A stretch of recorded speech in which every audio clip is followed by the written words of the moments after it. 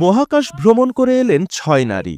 তাদের মধ্যে আছেন মার্কিন পপ তারকা কেটি পেরি, অ্যামাজনের প্রতিষ্ঠাতা ও মার্কিন ধনকুবের জেফ বেজোসের মালিকানাধীন প্রতিষ্ঠান ব্লু অরিজিনের তৈরি নিউ শেপার্ড মহাকাশযানে করে মহাকাশের নিম্ন কক্ষপথে ভ্রমণ করেন তারা। বাংলাদেশ সময় সোমবার সন্ধ্যা ৭টা ৩০ যুক্তরাষ্ট্রের পশ্চিম টেক্সাসের ব্লু অরিজিনের উড্ডয়ন ক্ষেত্র থেকে মহাকাশযানটি উৎক্ষেপণ করা হয়। কেটি পেরি ছাড়াও মহাকাশযানে ছিলেন জেফ বেজোসের বাগদত্তা লরেন্স সানচেজ।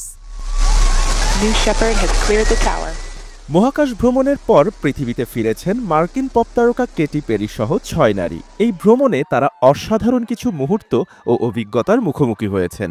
মহাশূন্য ভ্রমণ শেষে পৃথিবীতে ফেরার পর সেই অভিজ্ঞতার কথা বর্ণনা করেছেন এই ৬ মহাকাশচারী। তারা শুধু বলেন, বর্ণনা করার ভাষা জানা নেই। মহাকাশে অবস্থান আর এত বিশাল অন্ধকার দেখা ছিল তাদের জীবনের সবচেয়ে অসাধারণ অভিজ্ঞতা। নিউ শেপার্ড মহাকাশযানটি ভূপৃষ্ঠ থেকে ১০০ কিলোমিটার উচ্চতায় পৌঁছে প্রায় ৩ মিনিট সেখানে অবস্থান করে। পুরো যাত্রা ছিল ১১ মিনিটের। NS-31 নামের এই মিশনকে ঐতিহাসিক বলা হচ্ছে, কারণ ১৯৬৩ সালে রাশিয়ার নারী নভোচারী ভ্যালেন্তিনা তেরেসকোভার একক মহাকাশযাত্রার পর এবারই প্রথম শুধু নারীদের নিয়ে মহাকাশে যায় কোনো মহাকাশযান।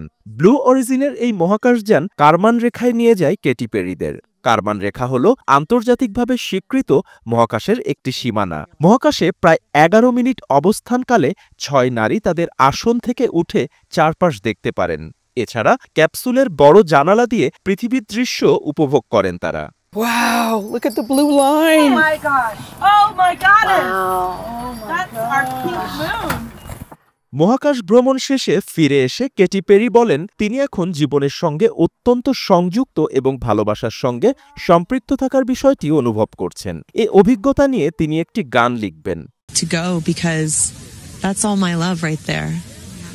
And I have to surrender and trust that the universe is going to take care of me and protect me and also my family and my daughter, because like I am full up from being able to get that gift of being a mom, and to go to space is incredible, and I wanted to model courage and worthiness and fearlessness.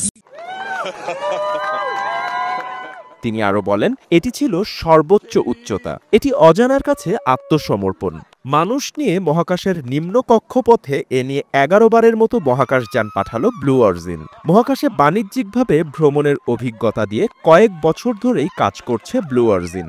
তবে এ ধরনের ভ্রমণে কত খরচ হয় এটা নিয়ে প্রকাশ্যে এখনো কোনো তথ্য জানায়নি প্রতিষ্ঠানটি।